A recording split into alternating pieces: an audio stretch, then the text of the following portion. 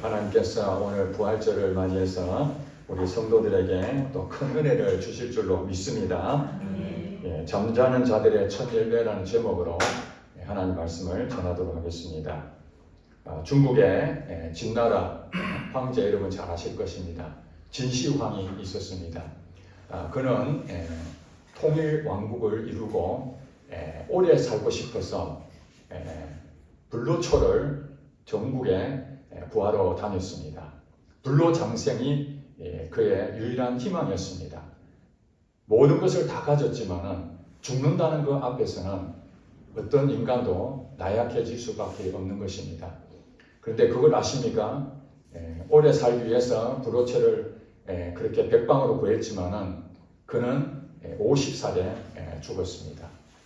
그렇습니다. 우리가 살다 보면 너무나 힘들고 어렵고 고통스럽고 더 이상 살고 싶지 않다 그런 순간도 있겠죠. 그때에 죽고 싶다 그런 마음이 있지만 그것이 어떻게 본심이겠습니까? 특별히 우리가 살만하고 또 이 세상에 참으로 좋은 세상이다 그렇게 생각하는 사람들은 오래 살고 싶을 것입니다. 가족과 헤어진다는 것은 얼마나 큰 슬픔입니까? 장례식 같은 데도 가보면은 눈물로 애통해하는 경우가 참 많지요. 이별이기 때문에 그렇습니다. 죽으면 끝이고 이제 다시는 볼 수 없다라는 그 애통한 마음으로 곡을 하고 눈물을 흘립니다. 그러나 우리 믿는 사람들은 어떻습니까? 영원한 끝이 죽음이 아니라 하나님의 나라, 천국이 있다라는 것을 우리가 소망하기 때문에 비록 육신의 아픔은 있지만은 슬픔 가운데서도 우리가 감사할 수 있는 것이 바로 헤어진 것이 아니라 다시 만날 그 소망이 있기 때문에 그래서 어떤 분은 장례식장을 천국 환송 예배다 그렇게 말하고 있지 않습니까? 사실 안 믿는 사람들 보면은 웃기는 얘기죠. 믿는 사람들은 사람이 죽었는데 어떻게 거기서 환송 예배를 드릴 수가 있겠습니까? 예수 안 믿는 사람은 도무지 이해할 수 없는 일을 예수를 믿는 사람들은 즐거운 마음으로 가족과 이별을 작별을 하곤 합니다. 그것이 바로 부활이 없다면 그런 소망을 가질 수 없었을 것입니다. 그래서 이 부활이라는 것은 우리에게 특별한 의미고 특별히 예수님께서 부활하셨다는 것은 놀라운 일이 아닐 수가 없습니다. 물론 부활이란 뜻은 회복하다, 재생이다, 또 다시 산다 그런 여러 가지 의미가 있습니다. 그런데 이 부활이라는 것은 죽었다가 다시 살아나는 것은 맞는데 예수님의 부활과 또 우리 일반 사람들이 죽었다가 살아나는 경우도 더러 있지 않습니까? 특별히 우리 성경에 보니까 나사로도 죽었다가 다시 살아났습니다. 그것도 우리가 일종에 보면은 다시 살아났으니까 부활이다 그렇게 말할 수가 있을 것입니다. 그런데 예수님의 부활과 이 나사로의 부활은 뭐가 다를까요? 크게 차이가 납니다. 나사로의 부활은 다시 살아난 것은 예수님과 동일하지만은 나중에 어떻게 됐습니까? 다시 죽었죠. 영원하지 않다는 것입니다. 그렇기 때문에 우리가 임사 체험하시는 분들 죽었다가 살아났다 그런 사람들은 다시 살아났다 하지만은 그걸 진정한 부활로 보지 않습니다. 왜냐하면 좀 있다가 다시 죽기 때문에 그렇습니다. 그러면 예수님 부활은 무엇이 다릅니까? 육으로 죽었지만은 다시 부활하실 때에 이 몸이 어떻게 바뀌었습니까? 신령한 몸으로 바뀐 겁니다. 다시 죽지 아니하는, 썩지 아니하는 몸으로 바뀌어진 겁니다. 그래서 이 신령한 몸은 영원히 죽지 아니하는 몸이기 때문에 예수님의 부활이 특별한 것입니다. 우리도 이 땅에 살면서 영원히 살고 싶은데 현실은 어떻습니까? 죽음은 실제입니다. 여러분 여기서 아무리 나는 절대 안 죽을 것이야 100살까지 목표로 살고 어떤 사람은 150살까지도 살 수 있어 그렇게 장담하지만은 얼마나 더 사느냐가 중요한 것이 아니라 결국에는 모든 사람은 다 죽는다는 것에 동의하지 않을 수가 없습니다. 이 죽음은 어디서 왔습니까? 성경에 보니까 하나님과 사람의 관계에서 하나님이 영원하도록 살 수 있도록 인간을 창조했는데 인간이 하나님 말씀을 불순종함으로 선악과를 먹고 결국 그걸로 인해서 저주를 받게 되는 것이죠. 그것은 하나님에게 책임이 있는 것이 아니라 전적인 자유의지를 가진 사람의 책임이었습니다. 그러나 그들이 죽음을 맞이하는데 종류가 두 가지가 있다는 것을 알게 됩니다. 하나는 영적인 죽음이요, 또 하나는 육적인 죽음입니다. 이 영적인 죽음은 하나님과 단절되는 것을 의미합니다. 그래서 에덴 동산에 있었던 그들은 쫓겨나게 되죠. 하나님과 함께하지 못하는, 이것이 영적인 죽음입니다. 하나님을 알지 못한 사람들은 하나님과 지금 관계를 맺고 있습니까? 아니면 단절된 상태입니까? 단절된 상태입니다. 이것을 죽었다고 말하는 것입니다. 물론 실제로 죽은 것은 아닙니다. 그러나 하나님과 단절되는 그 자체가 살아있다고는 하나 사는 것이 아니죠. 여러분, 식물인간 있지 않습니까? 살았다고 하지만은 숨만 쉴 뿐 아무 우리 인간으로서 할 수 없다면은 죽은 거나 다름없는 것이죠. 마찬가지로 우리 영도 살아있지만은 하나님과 함께하지 못하면은 이미 죽은 것입니다. 그리고 또 육적인 죽음이 왔습니다. 당장에 죽지는 않았지만은 아담은 900 몇 살까지 살다가 결국 죽게 되죠. 그 뒤부터 모든 사람은 아담으로부터 온 그 사망이 우리에게 왕노릇하여 오늘까지 다 죽게 되었다는 사실입니다. 그러면은 여러분들이 여기까지만 들으면은 소망이 없잖아요. 절망입니다. 영원히 살지 못하고 죽는 우리 저주 가운데 있는 우리는 너무나 불쌍한 사람일 수밖에 없습니다. 그럼에도 불구하고는 하나님은 공의의 하나님이시지만 또 한편으로 사랑의 하나님이십니다. 그래서 하나님의 아들이신 예수 그리스도가 이 땅에 오셔서 그 죽음에 있는 사람들을 구원하기 위해서 이 땅에 오셨다는 것입니다. 그것을 우리는 복음이라고, 복음, 복된 소식, 절망 가운데 있는 우리 사람들에게 희망을 주는 메시지가 무엇입니까? 죽지 않고 영원히 살 것이다. 여러분, 몸이 아프면은, 늙고 병들면은 우리 스스로 느껴지잖아요. 아, 이제 나는 이 땅을 떠날 때가 됐구나. 그러면 가족들하고 다 정리하고 자기 삶을 돌이켜보고 이제 마무리를 해야 되는데, 죽음 앞에서 모든 사람은 다 겸손할 수밖에 없습니다. 물질이 더 있으면 무슨 소용이 있습니까? 명예가 있으면 얼마나 필요하겠습니까? 내 목숨이 이제 죽음으로써 나의 가지고 있는 모든 것들은 다 사라질 뿐입니다. 그렇지만은 우리에게 소망이 있다는 것은 바로 이 죽음을 이길 수 있는 소식이 있다면 어떻게든지 그것을 우리에게 그것이 필요하지 않겠습니까? 그것이 복된 소식입니까? 거기에 귀를 기울여야 되지 않겠습니까? 그래서 예수를 믿는 우리들이 먼저 부활하신 그 예수님을 만났기 때문에 그 죽음을 우리는 극복했기 때문에 믿지 않는 사람들에게 예수님이 부활하심으로 나도 부활한다. 나도 영원히 산다. 나사로처럼 다시 살아났다가 다시 죽는 것이 아니라 신령한 몸으로 영원히 산다. 그렇게 말하는 것입니다. 그래서 영의 죽음을 하나님께서 예수 그리스도를 통해서 우리에게 구원해 주셨는데 어떻게 구원을 받습니까? 예수 그리스도를 믿음으로 구원 얻는 것입니다. 예수 그리스도를 내 대신 십자가에 달려 돌아가시고 내 죄를 사해주신 대속물이다. 바로 그분이 나의 주인이시다 고백하고 예수님을 온전히 믿게 되면 구원 얻는데 그 구원이 바로 영적인 단절이 됐던 그 죽음, 영의 죽음이 다시 회복되는, 살아난다는 의미입니다.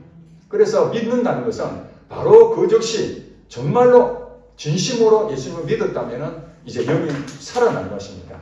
살아날 것이 아니라 이미 살아났습니다. 이미 영이 살아났기 때문에 이제 여러분들은 하나님과 교제할 수 있고 하나님과 함께 할 수 있고 이제 그런 부분이 회복되는 것이죠. 그것은 이 땅에 이루어지는 것입니다. 이 땅에. 여러분 믿는 그 순간부터 영의 죽음에서 이제는 다시 회복되는 생명을 얻는 그 시간이 계속 이어지는 것입니다. 이 땅이 끝날 때까지. 그리고 이 땅에 죽어서도 영원하게 하나님과 함께 할 것입니다. 또 하나의 죽음.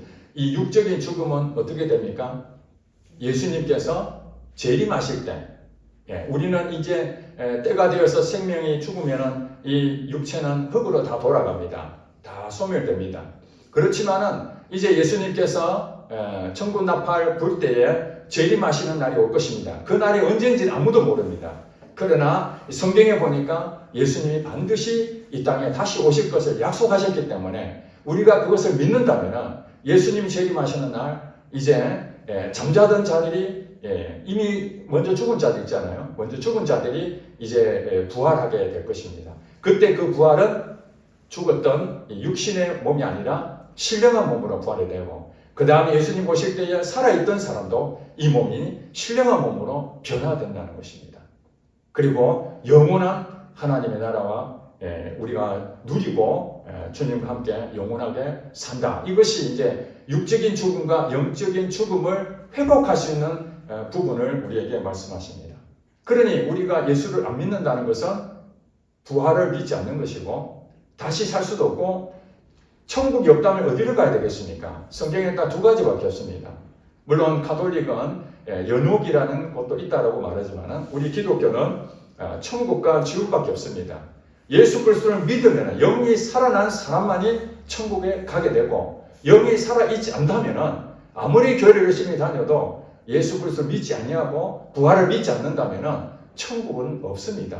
그러면 갈 곳은 지옥밖에 없는 것이죠. 사도 바울이 고린도 교회에 편지를 하면서 이런 소식을 들었습니다. 그 성도들 가운데에 예수님이 부활했다라는 얘기의 가장 중심이 메시지인데 그것이 없다면 우리가 다시 사는 소망이 없는 거 아니겠습니까? 그래서 대부분의 성도들은 나도 다시 살 것이라는 희망을 가지고 신앙생활을 하고 있는데 일부는 예수님이 부활하지 않았다. 믿을 수가 없다. 왜 그렇겠습니까? 직접 눈으로 보지 않았잖아요. 우리 사람은 직접 눈으로 보지 아니하면 그것을 애써 믿으려고 하지 않습니다. 집에 금송아지일 때도 그 말을 신뢰할 수 있는 것은 그 사람 말뿐만 아니라 그 사람 행동 모든 것이 다 신뢰할 만해야만 우리가 그 믿을 수 있는 거 아니겠습니까? 더 좋은 것은 직접 가서 현장에 보는 것입니다. 여러분 예수님의 제자 가운데 도마라는 사람이 있습니다. 도마도 예수님이 부활하셨다는 그 소식을 들었습니다. 다른 제자들이 그걸 보고 도마한테 예수님 부활하셔서 물론 예수님이 하나님의 아들이라고 그렇게 생각을 했지만은 사람이 다시 부활한다는 거 이건 도저히 믿을 수가 없다. 내가 직접 가서 예수님의 옆구리와 실제로 못 박힌 자국을 내가 직접 보지 않고서는 내가 도무지 못 믿겠다. 그때 예수님이 평강에 있을지어다 하고 제자들 앞에 다시 나타나면서 도마도 그때 있었습니다. 그리고 도마에게 너의 손으로 나의 이것을 만져보라. 내가 죽은 자인지 살아난 건지 확인 한번 해봐라.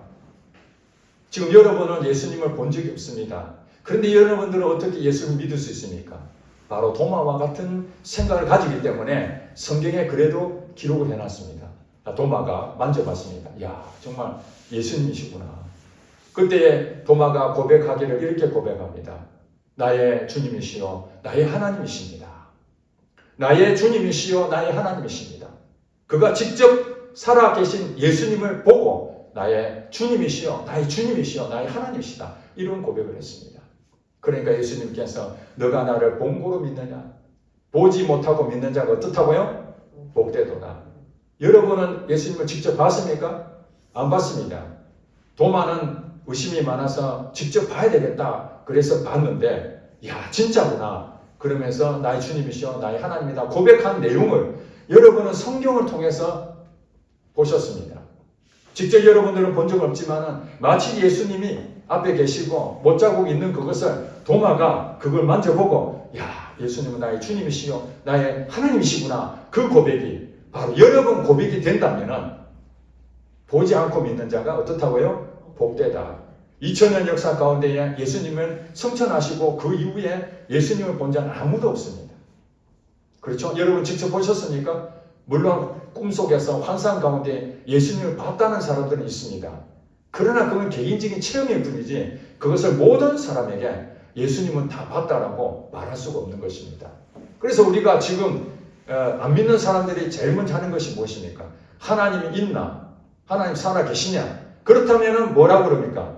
보여달라고 그러죠. 보여달라. 다른 사람 얘기할 것이 없습니다. 저도 그랬습니다.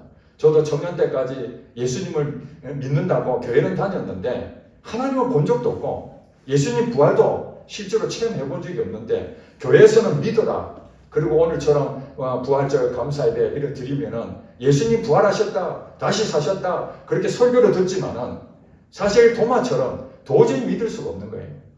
왜냐하면 이 성경 자체도 못 믿겠는데 어떻게 도마가 고백한 것을 내가 그것을 믿을 수 있겠습니까? 그래서 저는 기도했습니다. 하나님이 계시다면 내가 확실히 믿고 없으면 이 교회를 떠나리라. 여러분 어떻습니까? 하나님 어떻게 만났습니까? 저는 그렇게 해서 하나님이 계시면 제대로 믿고 없으면 떠나겠다. 이 고백을 해서 결국 하나님이 살아계심을 물론 직접 눈으로 본 건 아닙니다. 그러나 그분이 살아있다는 것을 제 개인적으로 체험을 하게 됩니다. 아, 정말 하나님 살아계시는구나. 그래서 그때 이후부터 비록 지금 40 몇 년 동안 그 살아있다는 그분이 지금 40 몇 년이 지났지만 단 한 번도 그 이후에 하나님은 죽었구나. 하나님 안 계시는 것 같구나.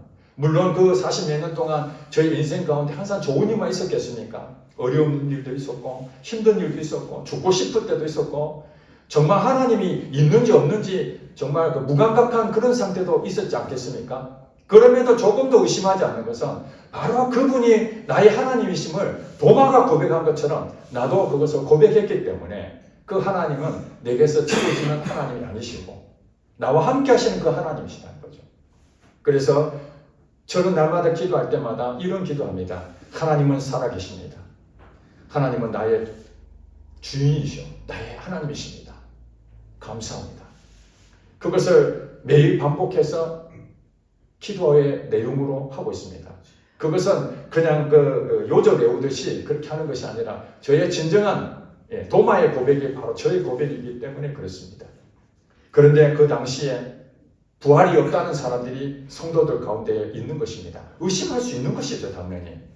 그 사람들이 문제가 아니라 어떤 사람이든 다 의심할 수 있습니다. 그래서 사도 바울은 편지를 쓰면서 부활이 없다 그렇게 생각하는 사람들을 위해서 오늘 본문 15장 고린도전서 15장은 부활장이라고 합니다. 그러면 고린도 교회의 성도들만 그런 부활에 대해서 의심하고 그랬을까요? 오늘 우리 교회도 부활에 대해서 의심할 수 있는 사람은 분명히 있습니다. 왜냐하면 하나님 직접 경험하지 못하면 이 부활에 대해서 의심할 수밖에 없거든요.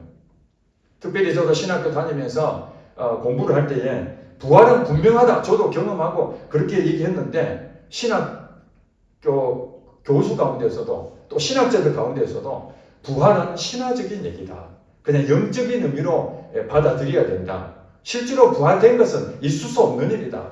여러분 그렇지 않습니까? 상식적으로 생각하면 사람이 다시 살아나서 영원히 산다는 것은 상식적으로는 안 맞는 얘기인데 그렇게 신학을 가르치는 교수도 그렇게 생각하고 있다면 이 부활을 믿는다는 것은 우리 힘으로 믿는 게 아니라는 거예요. 여러분들이 예수를 믿는다는 것은 여러분이 믿음의 고백으로 하는 것처럼 보이지만 그게 하나님께서 은혜를 베풀어 주시는 거예요. 믿음을 주시는 겁니다. 안 믿고 싶어도 믿어지는데 어떡합니까? 다른 사람들은 믿으라고 해도 안 믿어지는데 여러분이나 저는 안 믿고 싶어도 믿어지는데 어떡합니까? 그것이 하나님이 주신 은혜 아닙니까? 그래 나이나 된 것은 하나님의 은혜라. 이게 사도 바울이 고백한 거 아니겠습니까? 그러면서 이렇게 말한 12절에 그리스도께서 죽은 자 가운데서 다시 살아나셨다 전파되었거늘 너희 중에서 어떤 사람들은 어찌하여 죽은 자 가운데서 부활이 없다 하느냐. 여러분 가운데 혹시 부활이 있겠나?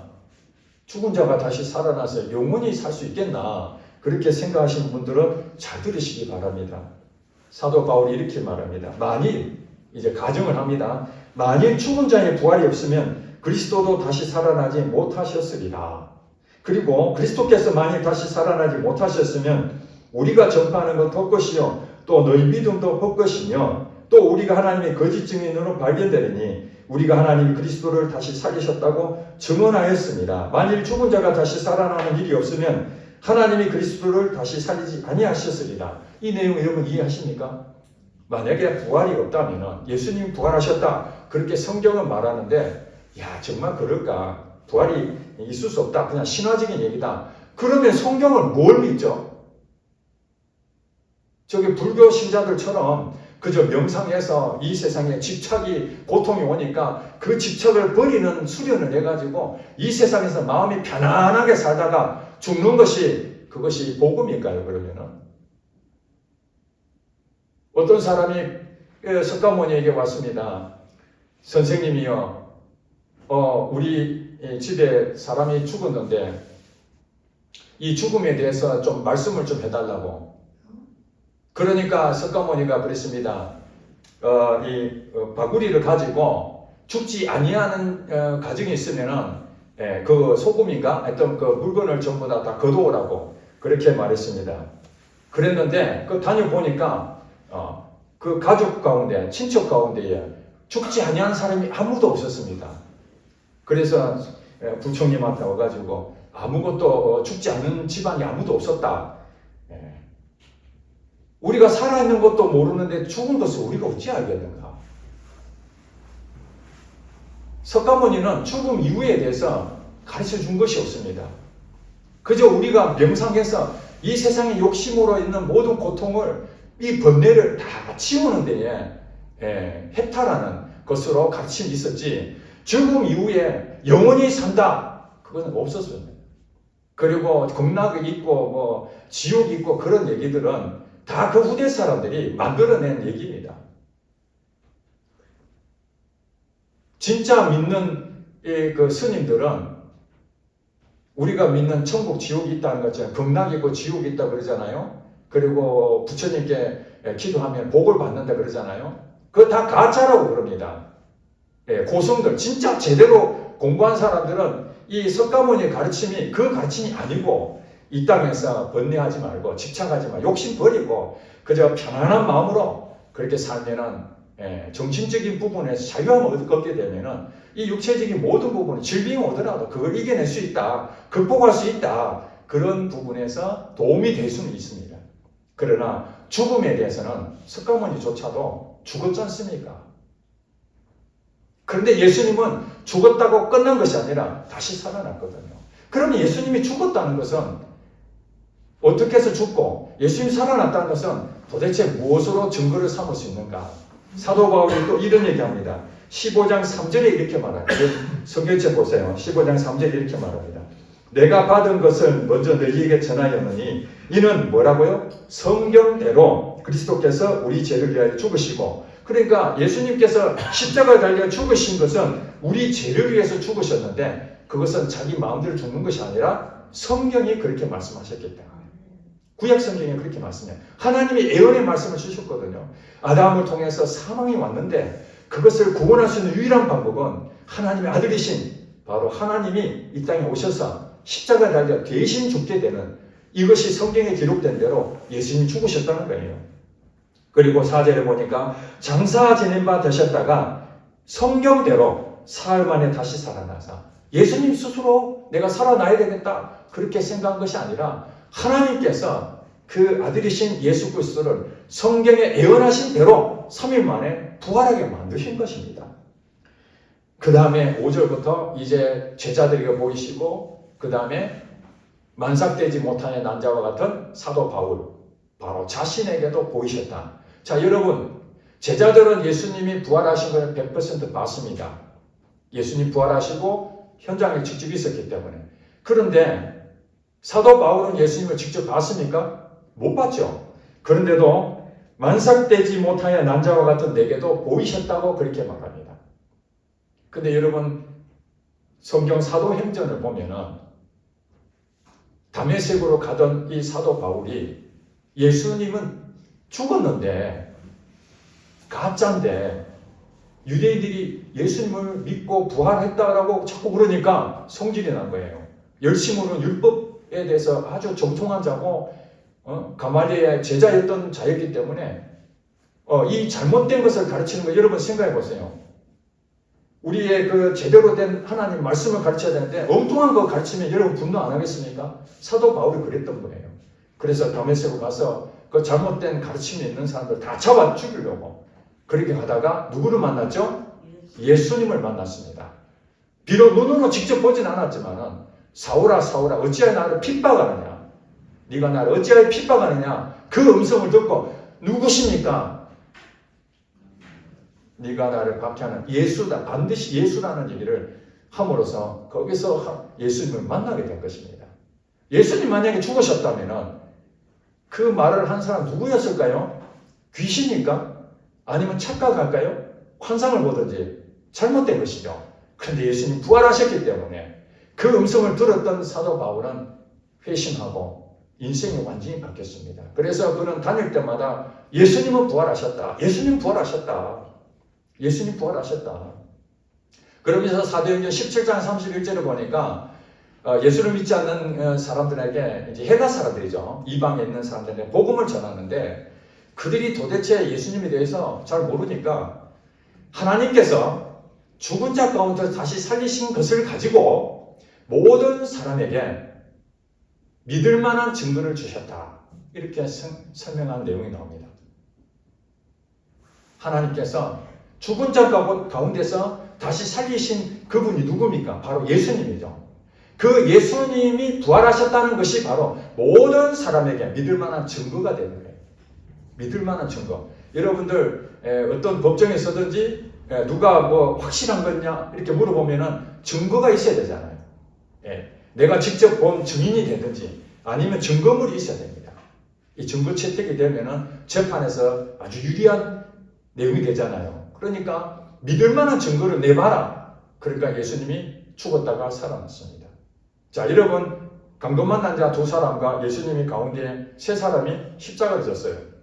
세 사람 가운데에 세 사람 다시 살아났습니까? 세 사람 다 죽었습니까? 세 사람 다 죽었습니다. 그래서 우리가 알고 있는 것처럼 사람 죽는다는 것은 책임인 게 분명합니다. 그런데 그 세 사람 가운데 한 사람이 살아났습니다. 그 살아난 사람이 누군지 아무도 모르지만은 나중에 보니까 그분이 바로 하나님 아들이었다는 거예요. 자, 이 부활이라는 것은 뭐냐면은 하나님이 아들이라고 고백했는데 그것이 실제로 일어난 사건입니다.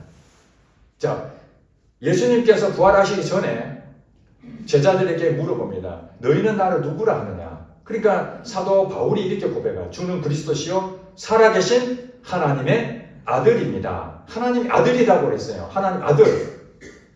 하나님의 아들로 이 땅에 오셨고 또 그분은 다시 살아날 것을 예언을 했습니다. 그런데 만약에 예수님께서 하나님 아들이라고 그렇게 자칭 얘기했는데 부활하지 않았다면 여러분 상식적으로 생각해 보세요. 제자들이 부활하지 않은 예수님을 봤을 때에 십자가에 달리는 그 예수님 앞에 제자들은 어떻게 행동했습니까?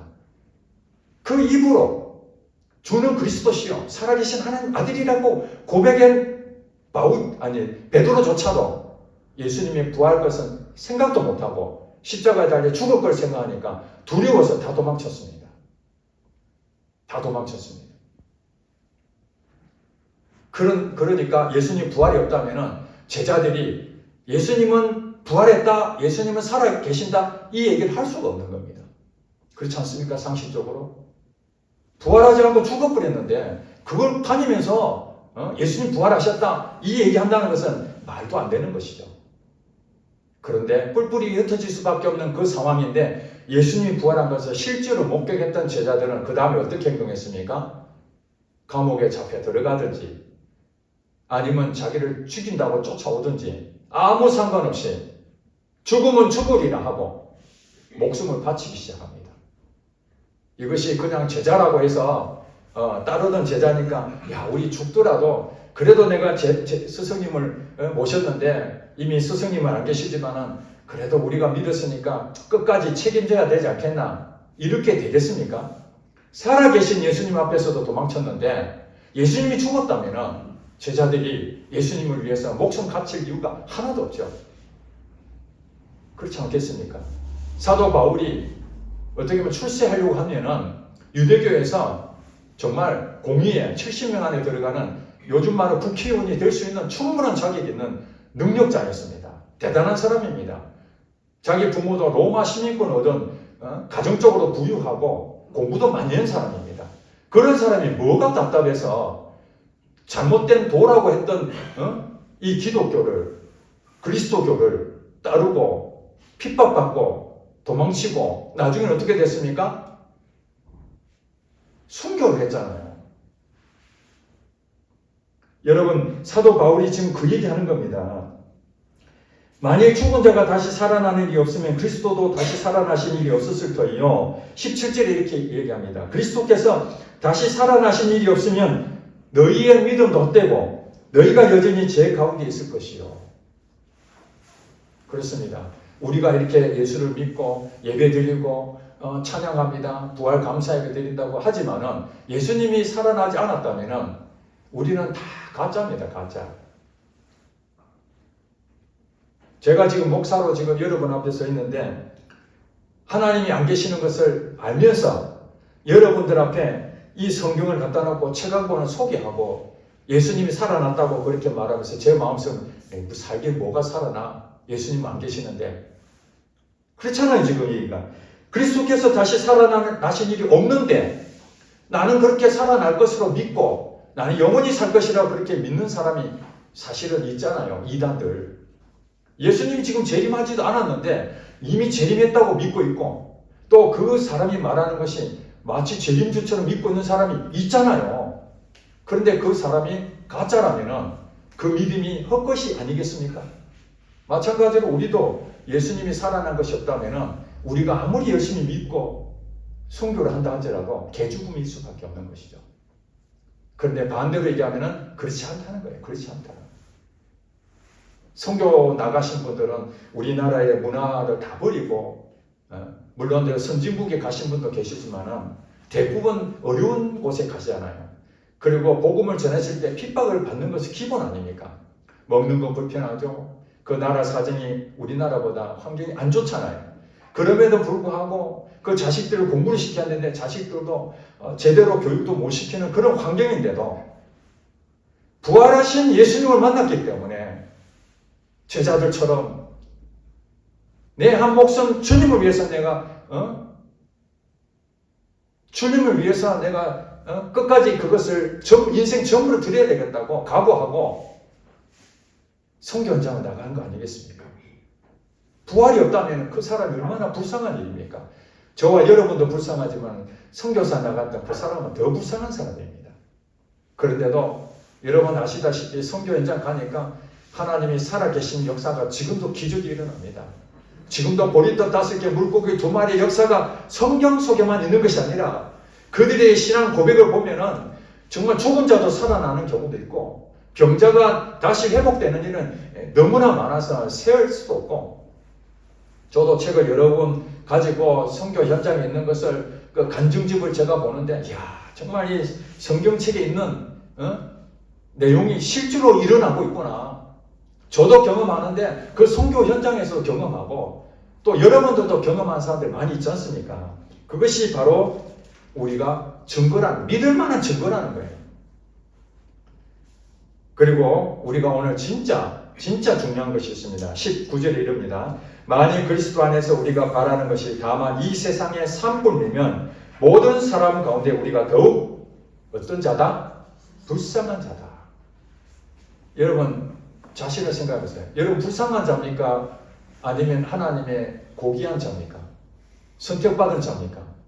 여러분들은 불쌍한 자가 아닙니다. 만약에 부활을 믿지 않는다면 여러분 스스로 불쌍한 자다 생각하게 됩니다. 왜냐하면 이 세상뿐밖에 없잖아요. 이 세상뿐밖에 없는데 여러분 돈도 없고 힘도 없고 자꾸 늙어가고 몸도 아프고 참 불쌍하지 않습니까? 그런데 20절에 이렇게 말합니다. 그러나 이게 완전히 역설적으로 반대적인 얘기잖아요. 절망이죠. 앞에는 그리스도 안에서 우리가 바라는 것이 이 세상뿐이면은 불쌍한 자인데 그러나 이제 그리스도께서 죽은 가운데서 다시 살아나서 잠자는 자들의 뭐가 되셨다? 첫 열매가 되셨다. 이게 우리에게 복음입니다. 여러분 첫 번째 열매라는 건 뭐냐면 첫 번째 그것이 딱 열매 맺었다는 얘기는 그 다음부터 어떻다는 거예요? 요런 열매가 계속 맺는다 안 맺는다? 계속 맺는다라는 하나의 그 모델이 되는 것이죠. 자, 신약을 개발하는데 바로 사람에게 약을 주지 않습니다. 왜냐하면 그거 잘못 먹으면 큰일 나잖아요. 그래서 동물을 실험하고 임상 테스트를 하는데 여러분들 신문에 가끔씩 나오잖아요. 임상 첫 실험 성공. 그게 뭡니까? 그 실험을 성공했다는 그것이 앞으로 이것이 계속해서 효과를 볼 수 있다라는 그 첫 번째 모델이거든요. 그런데 아무리 투입을 해도 그게 이루어지지 않는다면 좋은 약을 개발한다 할지라도 임상 테스트에서 성공하지 못한다면 그것은 우리에게 판매할 수가 없는 겁니다. 그러니까 우리가 부활한다고 아무리 성경이 가르쳐줘도 그 샘플이 없다면은, 그 모델이 없다면은 우리가 아무리 생각해도 야, 그런 사람 있었나? 없잖아. 그래도 믿어라. 얼마나 힘든 일입니까? 근데 예수님께서 죽었던 사람이 다시 살아나는데 신령한 몸으로 변화된 몸으로 실제로 있었기 때문에 그분은 하늘에 승천할 수 있었던 겁니다. 나사로는 승천을 못하죠. 근데 예수님은 신령한 몸이기 때문에 변화된 몸이니까 이 공간을 초월해버리고 시간을 초월하는 그런 몸이 되는 거예요. 그것이 우리가 앞으로 기대할 수 있는 영원한 나라에서 얻는 이 신령한 몸입니다. 그 첫 열매가 바로 나도 예수님처럼 그렇게 부활되는구나. 이 희망이 생기는 것이죠. 그래서 21절에 이렇게 말합니다. 사망이 한 사람으로 말미암았으니 죽은 자의 부활도 한 사람으로 말미암는도다. 자, 사망이 한 사람으로 말미암았다는데 그 사람 누구죠? 아담이죠. 자, 죽은 자의 부활도 한 사람으로 말미암는데 이 한 사람 누구죠? 예수 그리스도 아닙니까? 그렇습니다. 이 우리가 죽을 수밖에 없는 것은 아담 때문에 우리가 죽었지만 이제 우리가 다시 살 수 있는 방법이 없을까? 그렇습니다. 예수님이 부활하신 것 때문에 우리도 다시 살게 되었다는 것입니다. 이게 누가 말한 겁니까? 제가 말한 겁니까? 아닙니다. 바로 사도 바울을 통해서 하나님이 저와 여러분에게 말씀하신 줄 믿습니다. 그래서 22절에 아담 안에서 모든 사람이 죽은 것 같이 그리스도 안에서 모든 사람이 어떻다고요? 삶을 얻으리라. 아멘. 자, 그러므로 이제 우리는 영이 다시 살아났기 때문에 이 영을 통해서 하나님과 깊은 교제의 시간을 가질 수 있고, 그래서 우리 천국을 이 땅에 누릴 수 있습니다. 하나님과 나와 함께하면 그것이 그 어디나 하늘나라 천국입니다. 이 땅에 살고 있지만 여러분 고통 가운데 있다고 하더라도 절망할 필요 없습니다. 하나님 내 안에 계시면 그게 천국입니다.